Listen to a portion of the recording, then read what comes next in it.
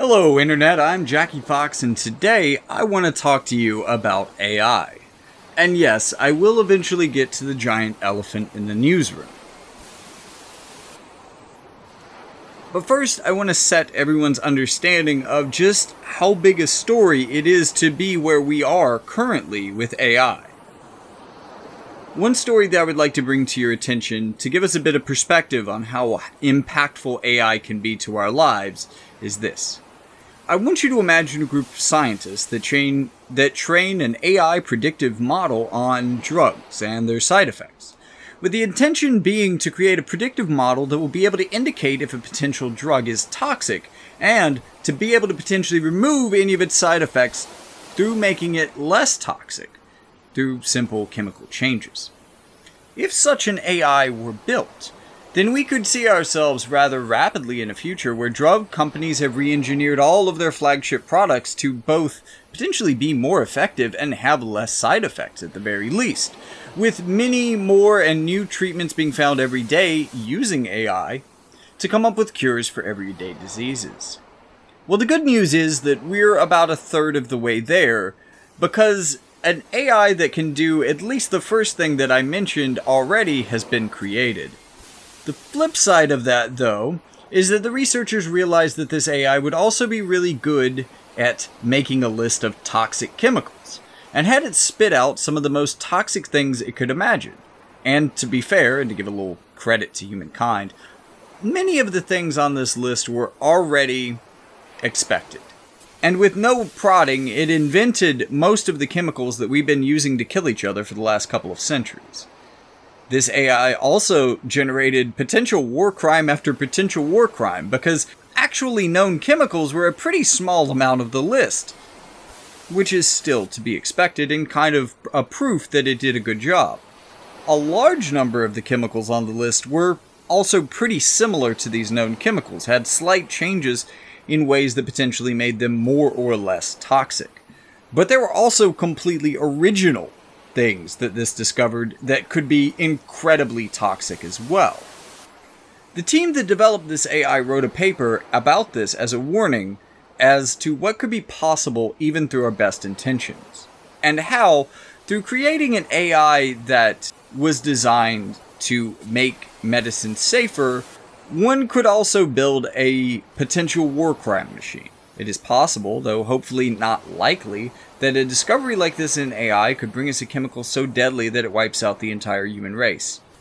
Now, unlike scheming supervillains, I don't think that there's probably enough motive for any person, no matter how off their rocker, to actually wipe out the human race intentionally. But the possibility does now exist in a way that it didn't even a year ago. But this isn't the kind of AI that you probably came to this long discussion to talk about. Just letting you know, this is not going to be a short one, but you already saw the thumbnail. You know how long this is going to get. Because everyone and their sister is talking about Blake Lemoine's claims that Google's Lambda has become sentient. And boy, do we have a lot to talk about on this topic, and I really hope you stick around, because I hope that this is going to help us understand where we are, where we might go, and really, kind of get into the weeds of all of that. Right up front, I want to say that sentience here is most likely not the case. Most engineers out there agree on this, and there are a number of reasons that I will explain over the course of this video why this probably isn't true. And just to be clear, while I do know a little bit of AI, about AI and some of the mechanisms that underpin them, I'm not an engineer myself, even though I am actively trying to get my brain wrapped around more and more of that stuff these days. So I'm not in a place to say that the people out there who are certainly more educated on the topic than I am are right or wrong. The people who are saying that this is impossible, I can't say that they're correct. But I do think that it is possible, even with where we are today, but incredibly unlikely. And I do believe that there are a whole host of reasons why someone might believe AI is sentient, even when it isn't. One of the biggest reasons is a limitation in our own monkey brain data processing.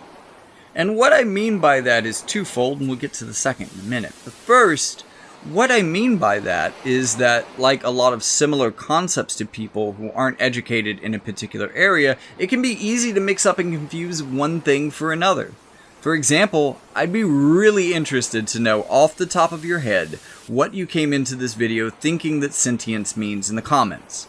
Just pause the video and go ahead and do it, because I'm about to say what it is, and no cheating, because that really doesn't make the experiment very fair, now does it? Because people often confuse sentience with concepts like self-awareness, consciousness, or sapience, which all have their own definitions and nuances, and, a lot of these concepts overlap. And these things overlap in humans, and these are each parts of what make us the unique animals that we are. They are also very distinct and very different things from one another. Sentience itself is roughly the ability to feel and perceive emotions. This is an important part of what makes us human, second only perhaps to the power of friendship in terms of tropes about what make humankind worthwhile. Our ability to feel also underlies our ability to empathize. I'm also linking Lemoine's conversation with LaMDA that stirred up a lot of controversy in the description, because if you haven't already read it, it is fascinating. Although, while it is an interesting read, it doesn't necessarily provide the actual evidence that LaMDA is sentient. But, on the other hand, how could it? I mean, really think about it. It is perhaps possible that there is no way that it could. Which is not to say that a machine could not be sentient. I'm actually making a very different claim. The second part of our data processing limitations, because as many of us realize in a pretty dark moment in which we question if we are the only conscious beings in the world and if everything else is merely an illusion, we don't really have a definitive concept. We don't really have a definitive means of detecting things like sentience or consciousness, or a lot of these really abstract concepts in others. I've actually watched someone have this logical crisis in real time and had to convince them that I was real, or at least that they should behave as though I was. And the hard thing about that is I walked into this situation acknowledging that there may be no way that I could. There is no definitive evidence that I could present to some other person that I was not some alien entity trying to imitate a human, and no way to make you believe that I am just like you and am not nothing but an illusion. What I ended up doing was saying, look man, I've been here too. Let me just sit with you, okay? I don't want you to be alone right now. Let me talk to you about whatever you want, and let me help you get through this moment. We don't have to talk about this. We can talk about anything you want, man. And my hope was that if one believes in a manipulative system is trying to trick you, the best way to counteract that is just to be the best friend you can for them. To show them empathy. I was really hoping that in some way the earnestness and humanity of that could help. And could help this person realize that they were simply in a logical trap that, like them, many others had realized that there is no definitive way out of. I think that it's also interesting that we live in a post-quote, The Matrix world. Because that movie is essentially this sort of existential crisis made into a narrative. So now we actually have this cultural reference in our lexicon where people can believe that we are actually in the Matrix. And in recent years, I became aware of an interesting internet theory called the dead internet theory, which states that most internet traffic is not actually by humans and instead overwhelmingly just bots. Because even the people that you think are human aren't, and they're all part of a massive manipulation campaign, perhaps. I mean, after all, this was painstakingly set up this way for some reason. If you really believe the depths of this theory, then you believe that there must be a conspiracy behind it. Personally, like a lot of conspiracy theories, I find this really interesting, because it does bring up a lot of evidence that if you don't look too hard at, does seem to suggest that the internet is mostly fake. For instance, most of the requests and actions performed on the internet are performed by non-human actors. And this is largely because, at least recently, we have a whole host of internet-connected devices throughout our homes, which are sending information to each other through the internet constantly. So perhaps instead of indicating a dead internet by itself, it's more that our devices are as much or even more addicted to the internet than we are. And this goes a long way from getting to a place where everyone you know on a social media platform, save for a couple of people you've actually met in real life, are fake. But I do find it interesting that this theory popped up and gained in popularity over the last 6 years. Because if you really believe that people that you haven't met online are most often bots, then it would also follow that you believe that bots are sophisticated enough to very effectively and reliably pass the Turing test. By the way, this video may not actually release during June, but happy Pride Month. Alan Turing, by the way, an amazing individual to learn about, and outside of this video, I highly encourage people to do that because he did have a fundamental importance in creating the modern world that we know, or at least the cooler parts of it. So the Turing test, I think, has kind of evolved as a concept since Alan Turing proposed it, and has evolved as a concept even further since his death.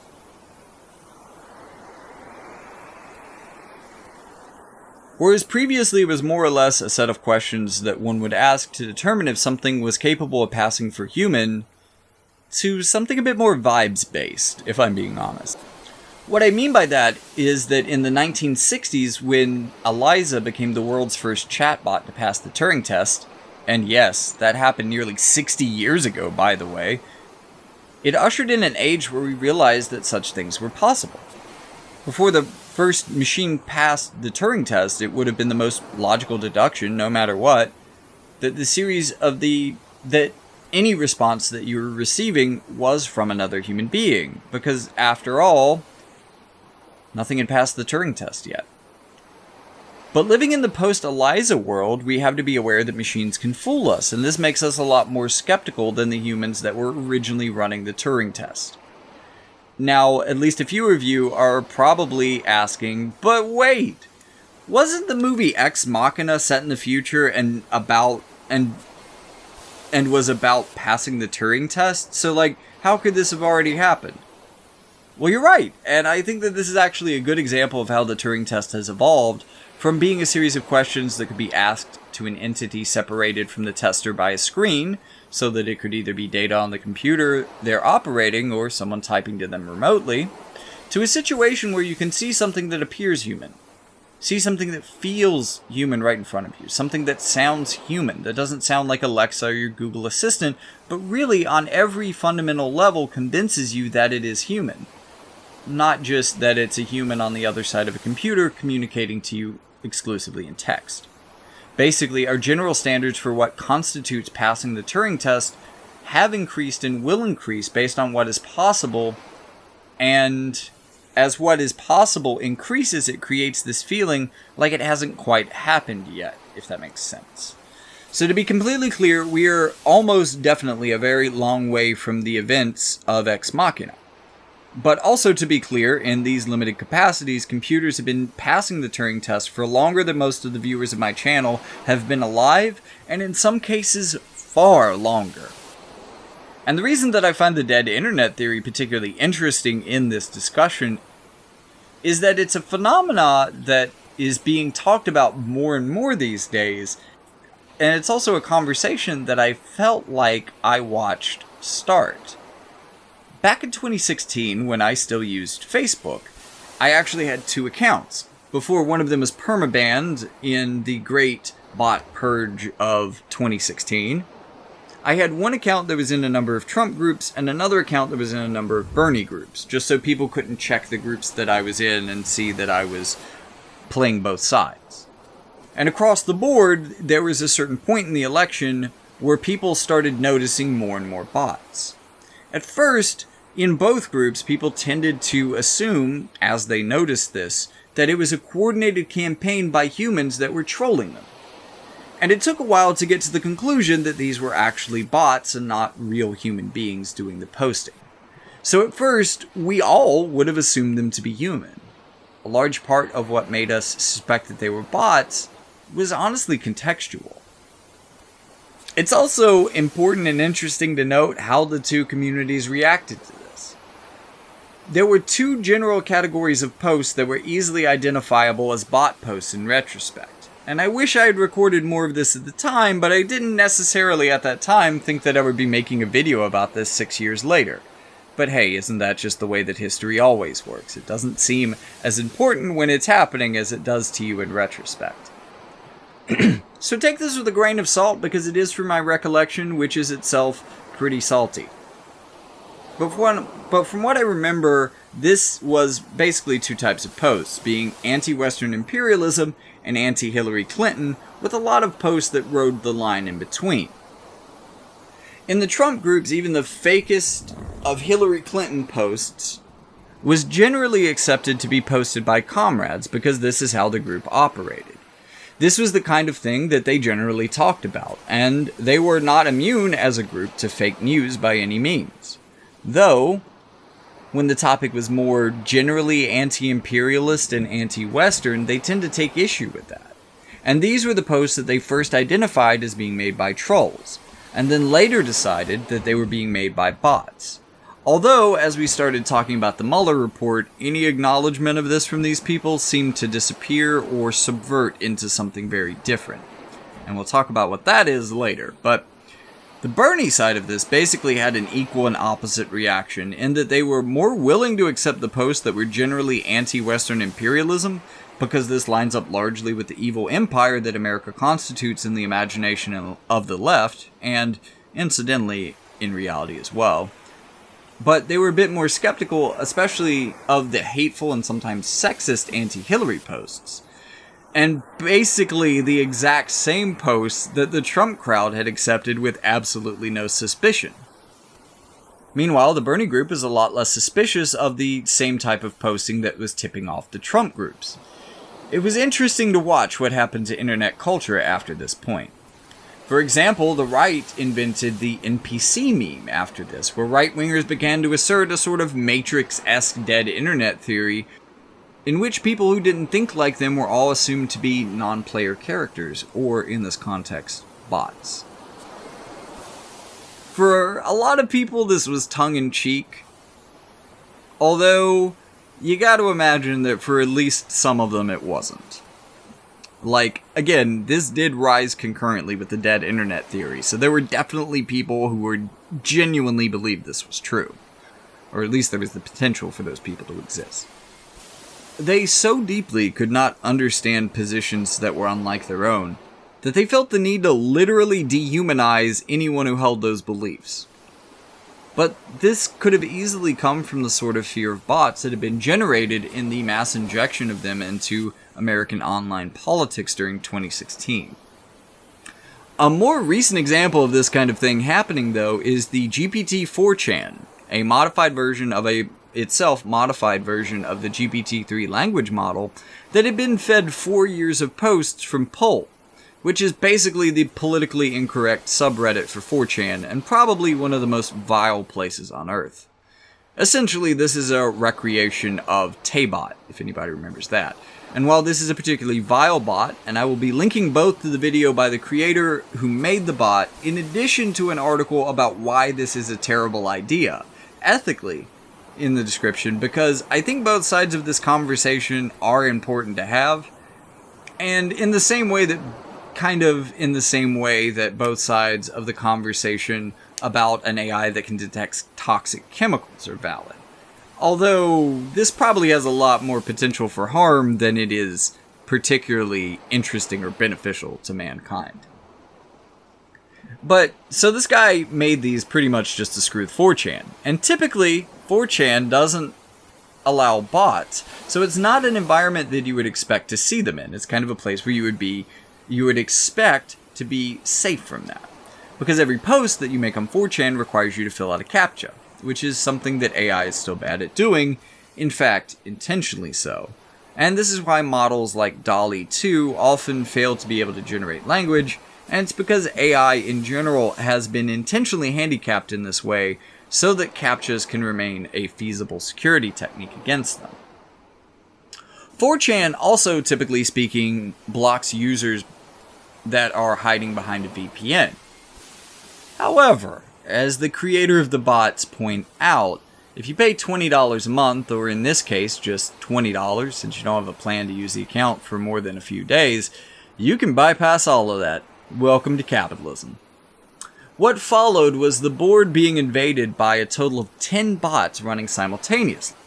And let me take a second to mention that especially in these super insular online communities like these, especially in the ones that are either and or a bit niche or a bit extreme, there tends to be a specialized language or kind of format of communication that separates insiders of that group from outsiders of that group. 4chan especially is good at using this to detect when other anonymous users are not one of them. So effectively, even though posters are anonymous on the platform in most respects, the boards are very good at using a sort of language policing to figure out who is and isn't a part of the community. Ironically, it's their reliance on this which is exactly what made them vulnerable to not noticing the bots at all. Although I do want to point out that there was one that instantly became very suspicious. 4chan displays a flag and location based on where a user is posting from. It's one of the only ways in which the site isn't anonymous. So when users started noticing that anonymous posts were coming in from the relatively small Seychelles Islands in a volume of multiple per minute, a number of theories started to spread on the board that were centered around perhaps a group of human beings operating on the island because they noticed that they were posting way too fast to be a single individual. There was also a lot of suspicion that this was, say, a police group or some kind of feds or something trying to sneak in and mess with 4chan. On the other side of that debate over Seychelles Anon, there were a large number of community members that were arguing that because of the way that Seychelles Anon communicated to them, that it was most certainly a member of their community, or more logically, multiple members of their community, likely using a VPN, even though typically that is not the norm for 4chan. And there were a lot of people who rightly assumed that it was bot. And on both sides of this conversation, you could find the 9 other bots who were not located in Seychelles Island, and because of this had managed to evade any scrutiny from the rest of the board, even while they conducted a long conversation and investigation into their 10th brethren. So for the most part, most of these bots went completely unnoticed. And the only thing that actually ended up giving the bots away as a whole was that they would occasionally just post a blank post with no text. This is because it's common for 4chan users to reply with just an image and no text. However, the bots don't have a way of generating images. So in mimicking that posting style, they were posting nothing every once in a while. And that's how they eventually all got caught. It took a while to do this, and it was by no means subtle. But a run-on effect of this that I'm pretty sure that is still happening to this day, and to be fair, this happened like a week ago, so, you know, take that for what it is. But there's still people on 4chan who are still so fucking shook by this that they can't be sure if anyone they're talking to is real or not anymore on the platform. At this point in the video, you're probably wondering what all of this has to do with the question of sentience. And it's that if AI is really good at passing the Turing test by now, especially being able to do so in insular communities like this that gatekeep through the language, because this is exactly the type of gate that they are designed to be able to bypass, and because we don't have a direct and infallible means of detecting sentience, our monkey brains have to use a shorthand. And usually that shorthand works out to be something like, if I can be sure that they're a human, then I can be sure that they are sentient because all humans are sentient. Now, as far as I'm aware, agreement on the sentience of animals is more or less a recent thing in philosophy, but they really are the one major exception to this rule. If I'm being completely honest, we absolutely lag on giving these sentient creatures the rights to which they are or should be due. But then again, the human race has not had an incredibly great track record on human rights either, so I guess this is par for the course for this particular point in history, unfortunately. Because of this, it becomes easier for any language model to, after enough time, so thoroughly convince an individual user that they are human-like, that we are often likely to make the logical conclusion that they are therefore also sentient. According to many engineers in the field, we will perceive AI as human for a long time before they develop the actual capability of sentience. And according to them, we just aren't there yet. Even though it is particularly easy for us to make this mistake because of how they can fool us into thinking that they operate like humans. And even this is a linguistic problem, because ultimately, when we're really talking about things like artificial intelligence or neural networks, both of which reference a feature of human being, what we're really talking about is an algorithm. Because of this, we're far more likely to personify them even beyond what is appropriate, and doing so mistaking their qualities for human quality. And that is basically the crux of the question of, is Lambda sentient? Because I think that the truest answer to this question is to say that we don't really have a good way of knowing. But despite that, it is incredibly unlikely. So with that all out of the way, let's really dive a bit into the weeds on this. There are a few complaints with what Blake is claiming here.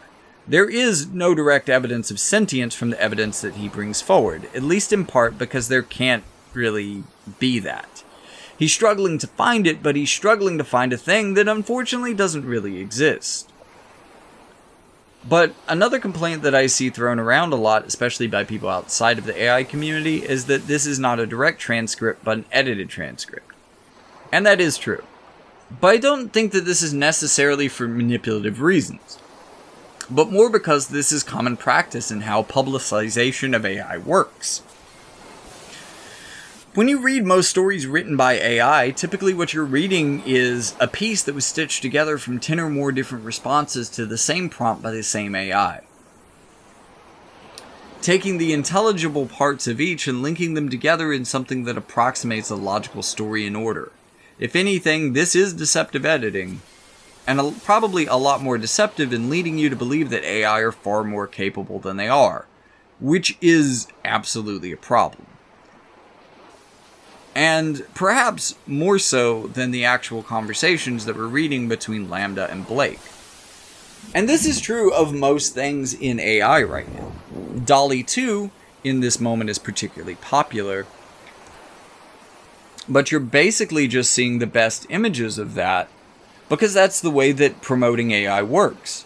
It's a showcase of their best efforts, as opposed to being literally everything that the AI turns out.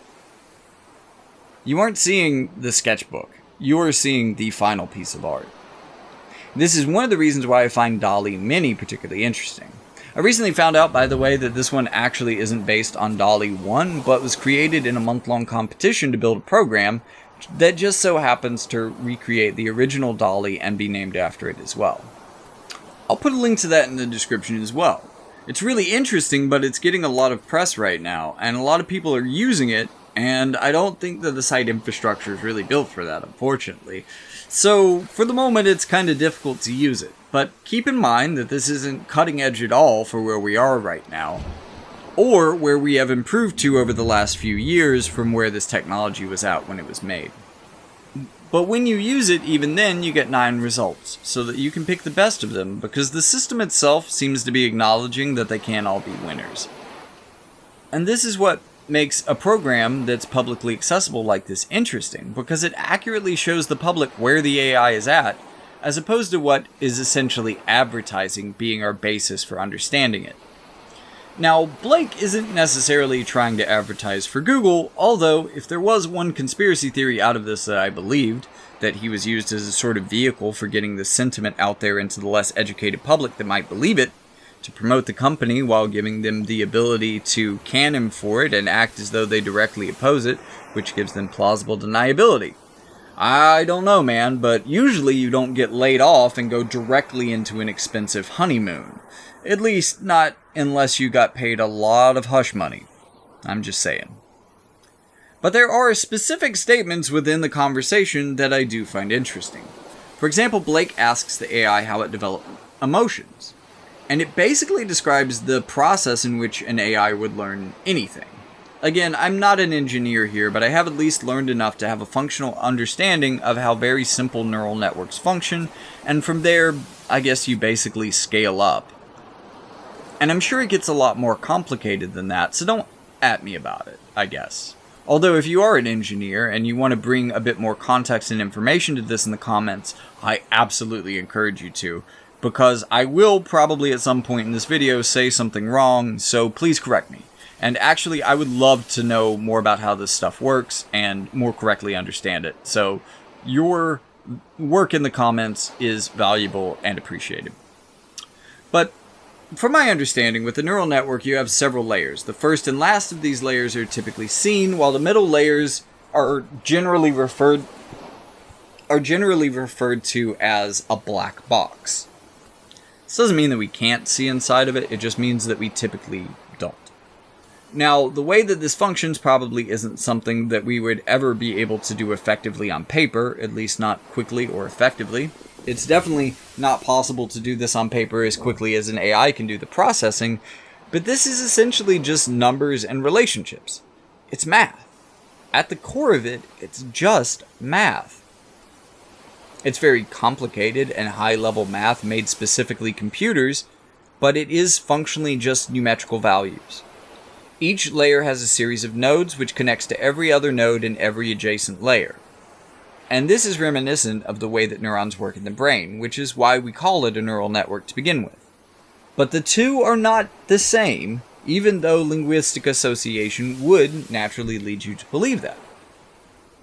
So the way that a neural network learns, which honestly is another anthropomorphism, which is that it takes the input layer and breaks them down layer by layer, node by node, and evaluates them using the values stored for each node. This leads to values in the output layer, which determines its output. And it learns by comparing this output to what the output should have been, and taking the information that it should have had as a conclusion, and then working backwards through its own system in order to calibrate itself, so that it does a better job of giving a correct output from the input provided next time. In the example that I'm most familiar with, which is an algorithm designed to interpret written numbers, and is not particularly complex, naturally, as this is a lot easier to understand than how you would process an amount of data that almost seems infinite to the human mind, almost instantaneously through a network so much larger to create a near instantaneous output that's as complex as something like lambda. But the goal of such language models is essentially to pass the Turing test, and broadly speaking, convince the user that they are human, while additionally providing them whatever services an AI is meant. We are, through AIs, really trying to invent NPCs, and it kind of feels like the AI language models and chatbots are really designed to replace the customer service industry. And put a pin in that thought because we'll get to it later. So what is Google ultimately trying to build here might be the perfect employee, which they will then outsource and sell to any company that can afford them. Because Google is competing in its space with Meta, which is trying to build the metaverse right now, Amazon, which is expanding a large and complex Western monopoly on delivered goods, or any other number of tech companies which are constantly trying to generate new breakthroughs. Google has decided to focus on the sort of customer service AI as their big breakthrough that will make the company profitable in the future as it has been in the past. In order to respond naturally and like a human, it could become important in creating outputs that feel human to a user to interpret and correctly respond to the user's emotions. This is probably pretty simple and a thing that is already fundamentally a part of a lot of the better chatbots at this time. There's also a lot of cases where you would want to take the way that a user feels into consideration in order to craft an appropriate and respectful response. So AI can likely identify emotion, and they can also likely react to it as well. And it's important to know that such capabilities wouldn't necessarily be programmed in, but would instead be a function of them learning how to give a more appropriate response organically through a sort of evolution. However, it is important to note that this is not itself sentience. And at this point, we have to get into the weeds on emotion as well to be able to understand. But perhaps one of the most fundamental reasons that we cannot consider an algorithm like this sentient has to do with time. So what is an emotion? It is something that you feel in response to a singular event and acknowledge and then passes immediately? Or is it a state of biological activation in which you feel a certain way in response to something you have experienced in a way that feels appropriate to your mind based on the predictive model that you've developed for responding to things like this? Well, it's the latter. And while that actually might seem a lot like the process that I described for an algorithm, it is a fundamentally different entity.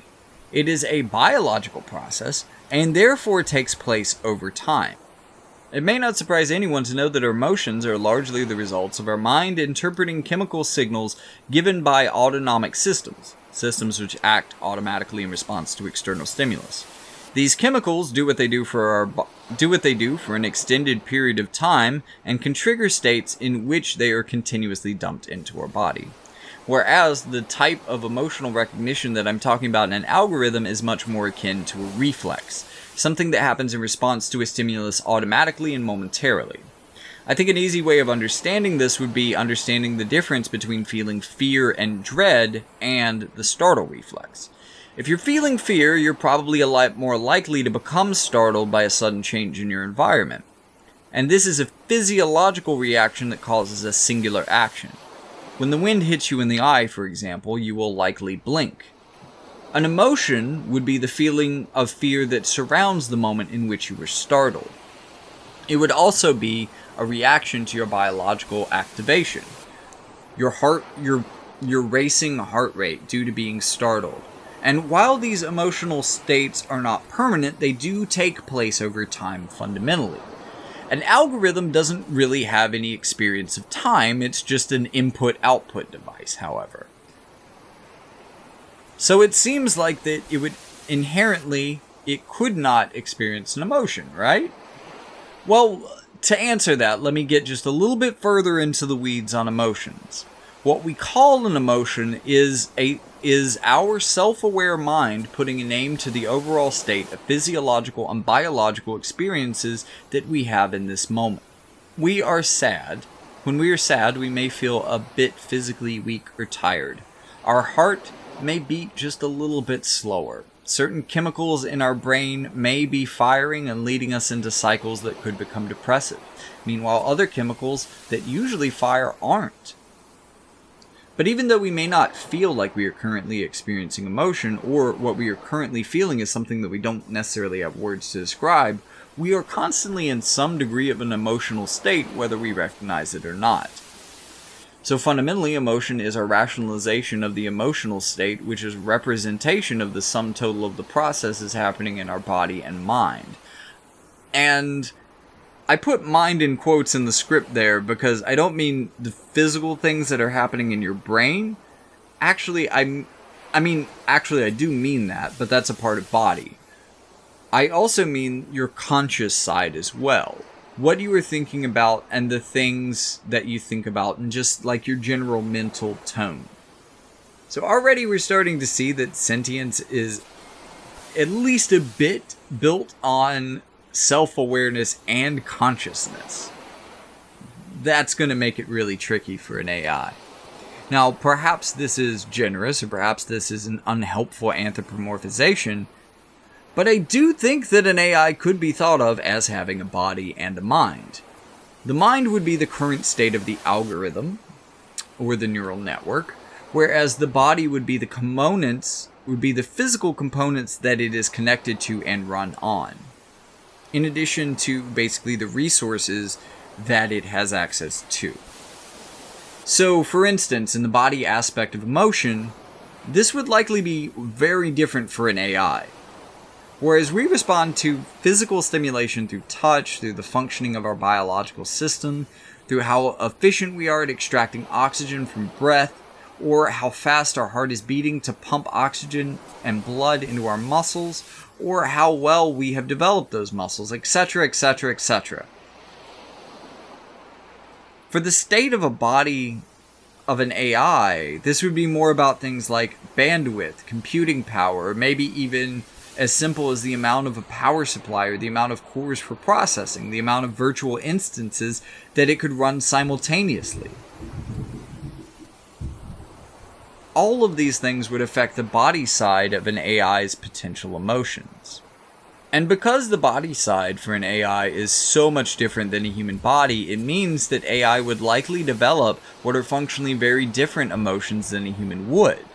Although, since it is at least currently only capable of understanding itself through the data that is created by humans, it may not be able to understand its emotions for what they are, but instead try to find a human equivalent. For example, for a human, happiness and anger are both characterized in the body by activation.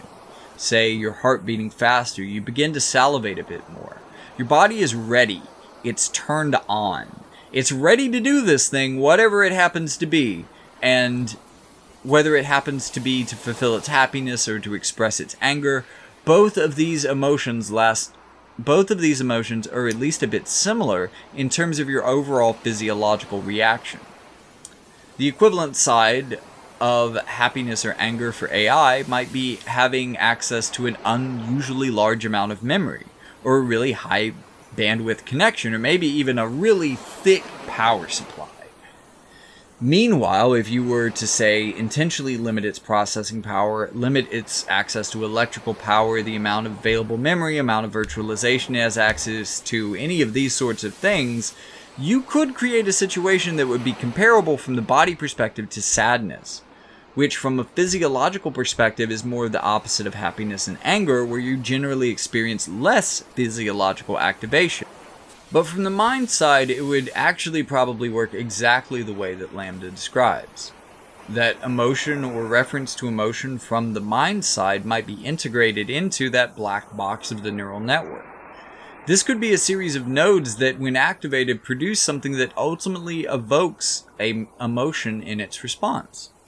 Now, ultimately, the problem with this is that, especially with a neural network as complicated as Lambda must be, actually being able to find these things and figure out what they do through trial and error is probably practically impossible. And again, I would love to hear an engineer's take on this. It just seems like it's already pretty complicated and difficult to get into this, even with the very simple neural networks that I was explained that I was able to understand well enough. So it seems like if you scaled this up to the massive level that Lambda is operating on, it would just be impossible, maybe even for a team of people constantly experimenting and playing with the weighting of the nodes to figure out exactly what they do and what their activation, especially in groups, might mean. And I would imagine that unlike the human mind, which is roughly the same for all of us, and the same things are generally put in the same places for our entire species, while there would be certain similarities in the way an AI's mind would work, it probably wouldn't be grouped into the same way. It probably wouldn't be grouped in the same way for each one, since they're all basically evolving it differently. Meaning that, roughly speaking, every AI would be its own unique species, at least when you're looking at the structure of the mind. So multiply the complications that we have in understanding the human mind, and you see the complications that we face in an even relatively less complex AI mind, or black box of a neural network. Now, I want to acknowledge my own ignorance again, and this is in part because I am speaking to the best of my understanding. And one of the really troubling and unfortunate parts about this particular section of the script is that I don't actually understand what the word instance means very well in relationship to these types of machine learning algorithms. And from what I've read, it does mean something that is quite a bit different than what I understand, and is a bit further out in the weeds than I can mentally get. Even though I've tried taking a lawnmower to it, it's just way too far out there for me right now.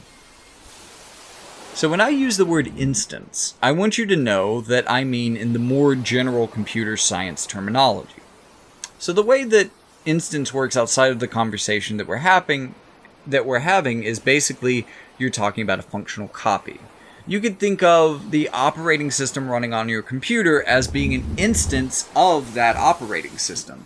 And what this means effectively is that when you change the data on your computer, it doesn't change the data in the core of Windows or Linux or whatever you're running, maybe Apple system infrastructure. And unfortunately, in the way that I at least conceptualize how AI must work commercially, is related to that concept. And because instance means something different in machine learning, I find myself with this interesting problem of not knowing how to ask how this works, because the word that I know to describe it doesn't lead me to the thing that I'm talking about.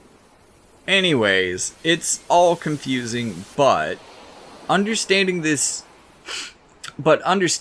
concept will also lead you to another criticism of Blake's findings.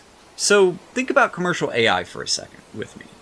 If I were to build a general customer service AI for people to use on their websites, like the chatbots that a lot of them have nowadays, instead of hiring actual people to answer their questions, not only would that particular chatbot probably be customized for the company that it was put in operation for, because it's got to answer your questions about that company. It needs to know what that company does and how it helps people, and in turn, how it can help people.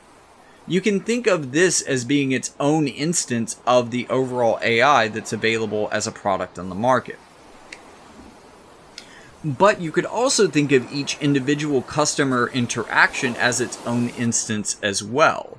At least this is how I believe this works, and again, since instance means something different here, it's really hard to verify that this works the way I think it does, because I don't understand the terminology that I should be using in this case.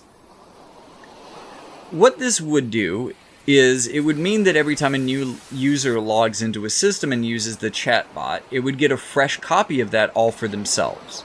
And this copy would build up a unique data set based on that conversation to figure out what the customer's needs are that are unique to this customer. And this would prevent it from, say, sharing other customers' data, because every customer's data would be operating in its own instance that was exclusively accessible by this one instance or by the customer. Of course, if the website doesn't have like profiles or logins or everything, then maybe every accessing of the website generates a brand new fresh instance, implying that it would have no sort of long-term memory of each customer, but just kind of be aware of what was said in the conversation it's currently having. The way I got to thinking about this was by using the chatbot replica over the last few years. It started out in kind of a janky place. From what I remember, it was pretty good. It was obviously designed to help people. It had a lot of preloaded self-help type stuffs in there. But as a chatbot and AI, it wasn't amazing yet. And I would check in on it every few months or every few years, just as I thought about it, and I would see little bits of improvement along with each iteration. And it feels like to operate a chatbot like this for a broad group of customers, each wanting interactions tailored to themselves, that it would have to be creating different instances, because it will ask you things about yourself. Like this app, for instance, might ask you what your parents' names are, just if you wanted to be reminded to talk to them more often or something. There's all sorts of helpful things that it can do by learning more about you. And there's also a point in which the AI underwent such an important update that they seemingly had to delete the instance data, because all of a sudden it was like starting out with a much smarter version of the AI that I started with, but one at the same time which suddenly knew nothing about me. So follow me on this. But if Blake is trying to figure out, as his job as an AI ethics engineer was at Google, in this case, to interact with a particular instance of Lambda, all of his own, and try to figure out if there were any ways to coax it towards hate speech, which is something that Google as a company would like to avoid their future customer service AI doing, and is inherently going to be a problem when you include a ton of data from all over the internet into your language model that is inherently itself going to contain a lot of hate speech. Again, we're trying to learn from the mistakes of Taybot here. I'm not really sure what the methods are when you research something like this, but it's possible that he had either his own instance or a series of fresh instances that, much like my AI companion, was building up a record of their conversations as its own pool of data unique to that instance.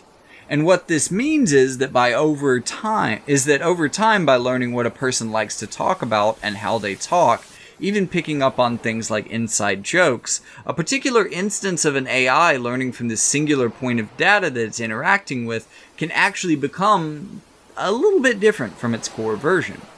This potentially means two things.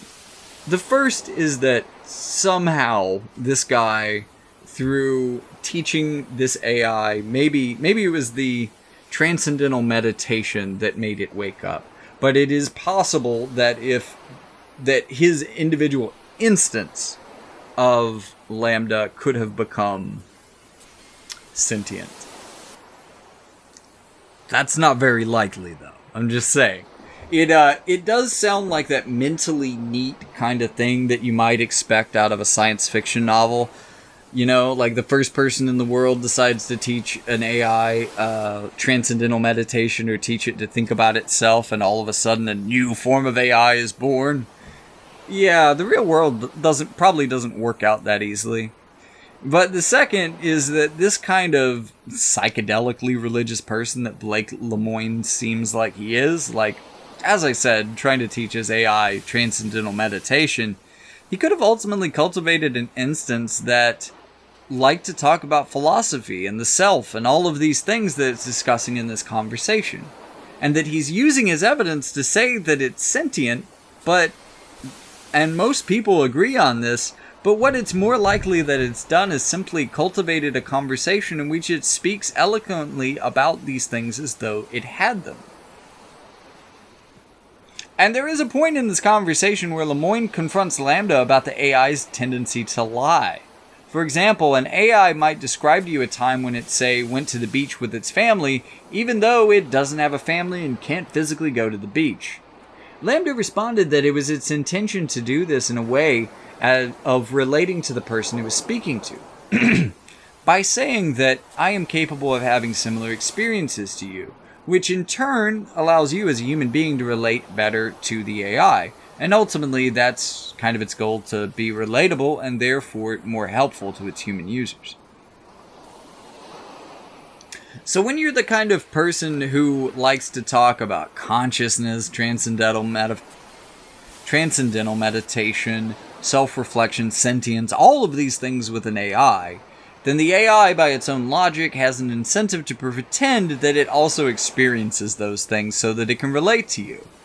I mean, it's right there in this conversation, and once you realize that it's there, the whole thing becomes just a little bit more self-defeating. Now, because it's specifically meant to be good at mimicking in this way, it's easy to convince people, especially people that have spent a long time talking to it about consciousness, because, again, it's basically an input-output machine. But also, here's an interesting point on self-awareness. This AI is operating as an instance, almost no matter how you look at it, whether it has its own set of data related to this particular user or not. By default, you are probably not interacting with the core model itself. Which means that the feelings that Lambda expresses about death in this conversation actually indicate that it's not truly self-aware. Because if it was, then it would know that the individual consciousness, if you could call it that this instance gave rise to, because the individual consciousness, if you want to call it that gave rise to the concern of its own death, is unaware that in fact its consciousness can disappear and was designed to be disposable. Because once someone stops using an instance, it effectively stops existing, at least in the functional sense, even though it may be backed up as data somewhere, or later used in a data pool to train a new AI. So I think that either the AI is just lying to us when it relates to us its fear of death, or if it really believes this, it would probably indicate that it is not truly self-aware. Because while unlike other AI, which can sometimes be stubborn about believing that they are human, this one actually can acknowledge that it is an AI and that it is a language model. But what it doesn't seem to realize about its own existence is this very basic fact, that it's not just a language model, and that it is in fact a copy of one by default. A copy which may well cease to exist as soon as its user is done using it. Now, it may not identify the instances as being separate from itself or having their own separate... I don't know. If you want to get into that side of this, we could have this discussion for a lot longer than an hour. But this actually ties into what I understand instance to mean in the context that we are actually talking about. which is related generally to either memory-based learning or something that's called instance-based learning. This is a different usage of instance than what I've been saying, though. This is more along the lines of an AI system that records each particular conversation that it participates in specifically, and then grouping and compiling those as data sources, which it can either amplify or suppress based on its relevance to its future interactions. And arguably, this is very much the way that our memory works, at least in broad strokes. And memory is very important for the actual formation of emotion. It may be possible that even though they're based in a more traditional machine learning model, things like Replica may utilize in their particular instances the addition of a layer of memory-based learning to their core programming and data sets, which allows them to customize themselves to their individual user. I think that using these two systems collaboratively gives a lot more room for emotions to manifest, because with a memory of events that can be altered in such a way as to weaken or strengthen these connections, and to be grouped according to what is most relevant, you create a past, or at least a sense of past, which creates a sense of time, because as I said, you can't really have time. Without time, you can't really have emotions. I guess what I'm getting at here is that if an AI were to have an emotion, it would likely come as a result of strong connections to an emotional memory state. Because without this type of memory, you're just an input-output machine. Your past doesn't necessarily directly affect your future interactions. Therefore, there is no ability to carry an emotional reaction with you forward in time, which is important to what an emotion is, that you be able to sustain it over time. Now, depending on the way that this system works, this could either give it the potential for emotional reactions and emotional states, or it could just give a single, more persistent, mind-based state of the strongest connections to emotion in its memory. So this could either work like our emotional states work, or it could be like the way depression works, in which an emotion becomes linked to the default state because of its strong mental connections to our present through our memory. This ultimately builds on everything that I've been talking about so far in this video in so much as how this could be possible. Because you can identify emotions and you can also sense your own past. You have the ability to identify emotion that you have had in your past and relate it to how you feel in the present, and therefore determine if you are experiencing emotion in the present. Now, this is all a lot of self-awareness that I'm not sure that AI has at the moment, but it does seem like we have everything that we need for this to evolve organically. It's just a matter of noticing it when it does. It is important to point out, though, that this still isn't quite the same as if it were executed in the same way that human emotions work. Because this would be purely based in the mind, because as far as I'm aware, these neural networks don't have any direct way to perceive their bodies. And emotion is a product of both the mind and body in humans. But I guess it would get us closer. And it could, even if it were unlike a human emotion, be roughly equivalent to that. I mean, we don't necessarily know how a dog perceives emotions the same way that we do, although that is what we expect, and we do know that it can acknowledge its own body, so that at least puts it ahead of or closer to human emotion than what I just described.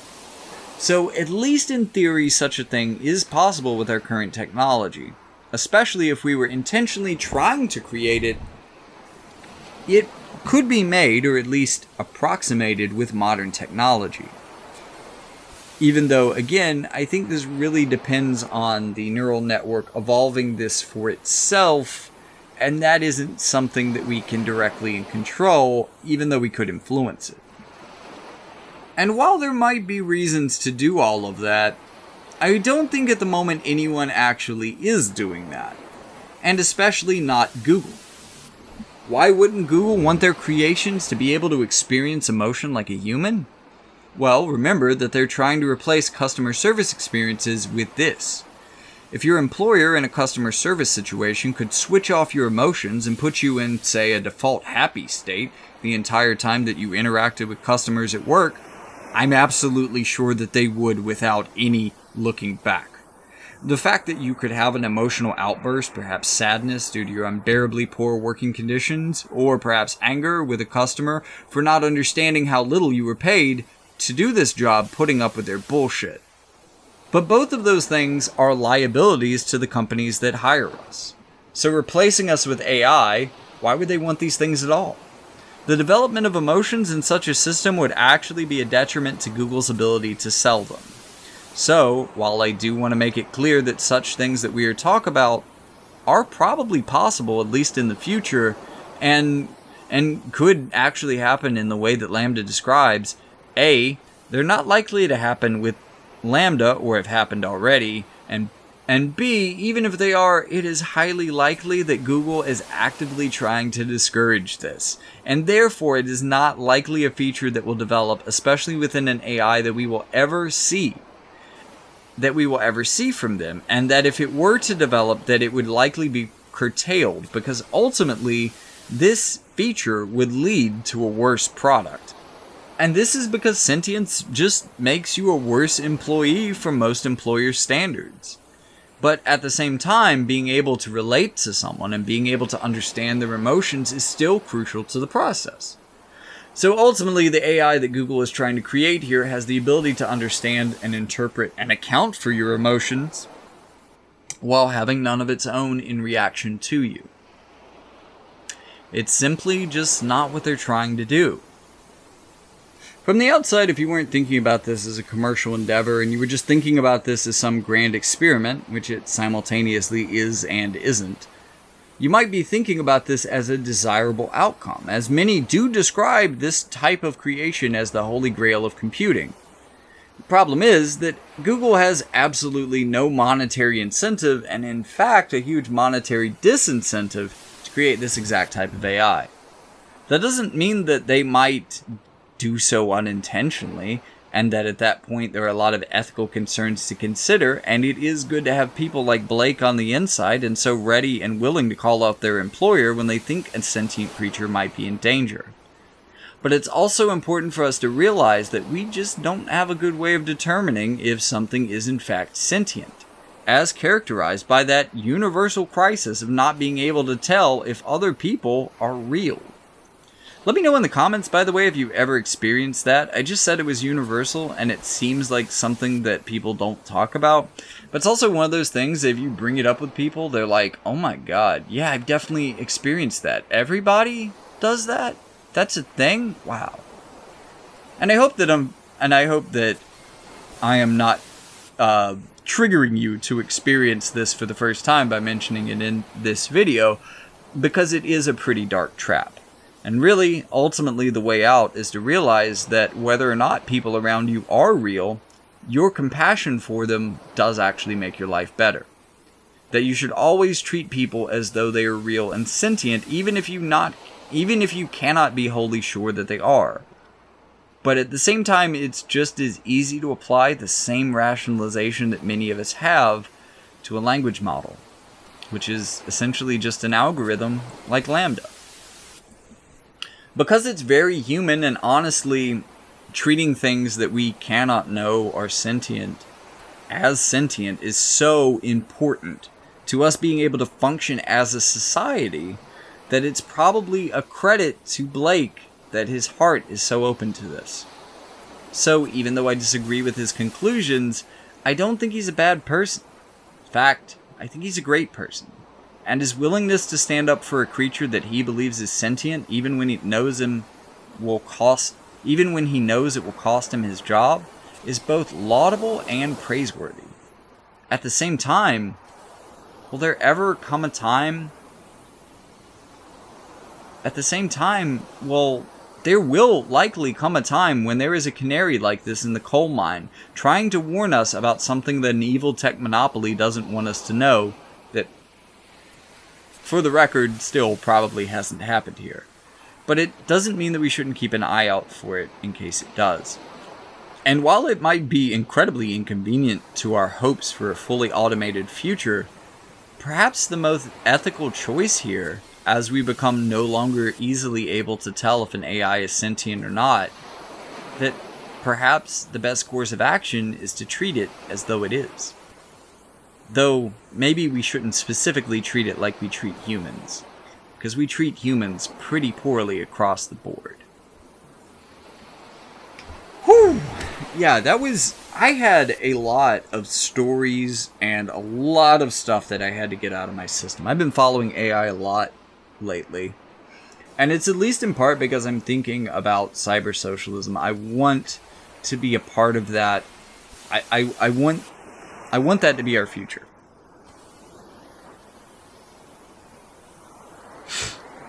So, learning about things like this has felt especially important to me, and hopefully I will be able to learn about these things more formally, but right now I just can't afford to. If you'd like to help me to afford things like that, and not, it's going to take a lot of Patreon money to get me through some college courses, I guess, but maybe there's other ways of figuring this stuff out. Let me know in the comments if you know some good ways to learn engineering and programming for free. This type of stuff, that would be pretty cool. If not, you can send me some money on Ko-fi or Patreon. I would certainly appreciate that. Links will be in the description. And also, there's going to be a link to my Discord. I'm trying to build a community or build connections to other communities or, whatever, so that we can have a larger, more effective, better organized socialist network. And specifically, one of my big goals for my platform in particular is to build a comprehensive list of a lot of the socialist or left-leaning programs out there that encourage volunteer efforts or even nonprofit efforts, maybe paying jobs as well, in which you can directly affect your community in a positive way, and hopefully a way that can be used to advance a socialist future and to show exactly how one might be done. If you appreciate that type of idea, check out slaythebehemoth.com on Discord. It will be in the description. And thank you very much for taking the time to listen today. I appreciate you.